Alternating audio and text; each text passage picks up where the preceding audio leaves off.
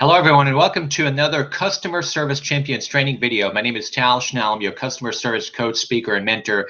And today I'm really inspired to share with you effective communication strategies for customer care, client care with your business. This is such an important topic that for years and years and years, I've dedicated time to think about those effective strategy and how we use that in engaging with customers each and every day and trying to turn those customers to loyal clients with our business. And most importantly, communication, effective communication is important for leadership.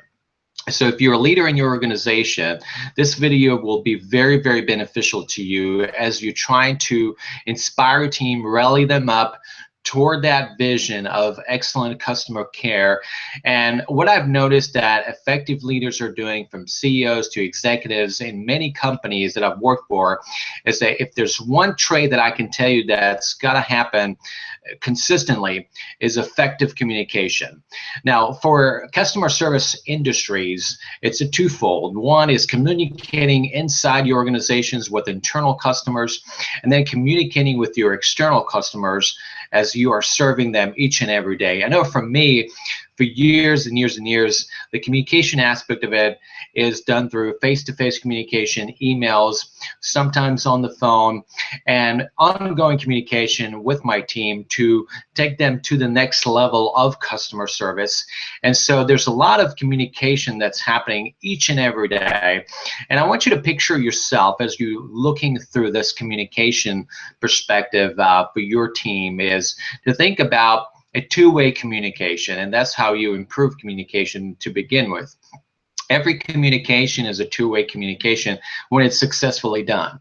And when you're thinking about the customer care, the customer dialogue, and then your team dialogue, this is where the power comes in, is that there's people involved, there's engagement, people are sharing feedback, people wanted to improve a product or service in your business, and take it to the next level and think about how you can energize your team to deliver excellent service and also create a positive impression in your customers' eyes so they can come back and do more business with you.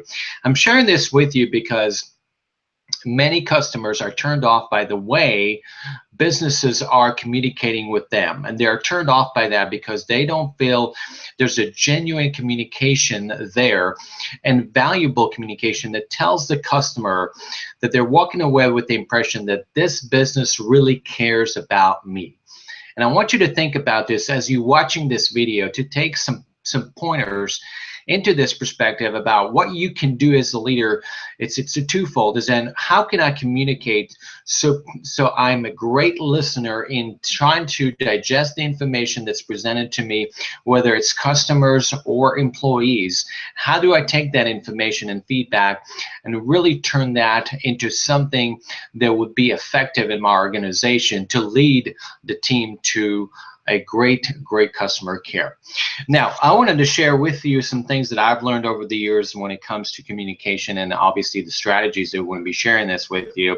They're true for external customers as well as internal customers. So I hope you take this as a great opportunity to sharpen your saw and develop your leadership skills here. So number one is creating positive impressions for your external customers and your internal customers.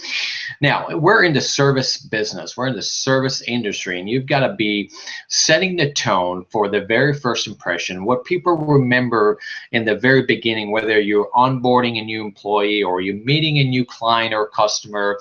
One of the best things that can create that success for you and your business is to hone in on that very first moment. And those probably, sometimes these moments last 30 seconds, sometimes they last 30. It doesn't matter. What needs to happen there is that your team is energized to deliver that first impression. I think you would agree with me that many organizations, many places of business, if you go around your neighborhood, the first impression is just taken for granted. They don't say hello. They don't even ask, how are you? That first impression is critical.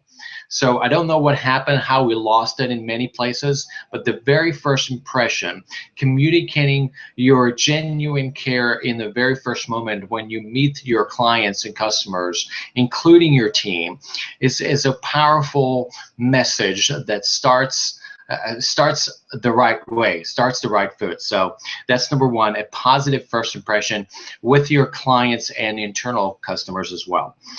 The next thing I want to talk about, which is about telephone communication. Let's be honest, many places are just not very enthusiastic on providing great positive impression on the phone. So people can hear your energy through the phone. They can hear how you communicate and whether you communicate effectively. And it really begins with one overriding thing that I've noticed about people who do it well is they connect with a smile. They can see that the other person is smiling on the phone. They're just having a blast. They're just having an attitude of service. And by having the spirit to serve, by having that connection, oftentimes what happens with phone conversations, that the person in the company is just so quick to get off the phone that they want to direct your call to anywhere but to give you service. And I think there's so many opportunities in business out there because they're being outsourced that we really need to educate people on how to really communicate more effectively on the phone, because many people are getting service, they're getting customer service on the phone. So be thinking about how your organization can create that positive impression on the phone. The next one is being knowledgeable about your product and service. And this is a question of competence. You know, when you're delivering service, one of the worst things that can happen is you can be as friendly as the person next to you, but if you're not having the knowledge of your product and service, then it creates a situation where the customer is not really understanding what your organization is about. The customer is not having clarity and the focus in connecting with the product and service. And especially if you have a lot of brand marketing and messages, then what they expect, the customer is expecting now at this point, they're expecting your knowledge and delivering that each and every time. So be sure that, and I can name so many examples about people calling, whether you can pick a product or service, maybe a computer company or a phone company, you know, that knowledge is very important. So when you interact with someone who doesn't, it creates a lack of customer care, a lack of consistent delivery there. The next one is, and this is so underestimated that I'm going to be dedicating another customer service training video on this topic for you. And what this is about is very simple. It is simple but not yet practiced. How about that? Now, this is about having a positive body language in everything that you do.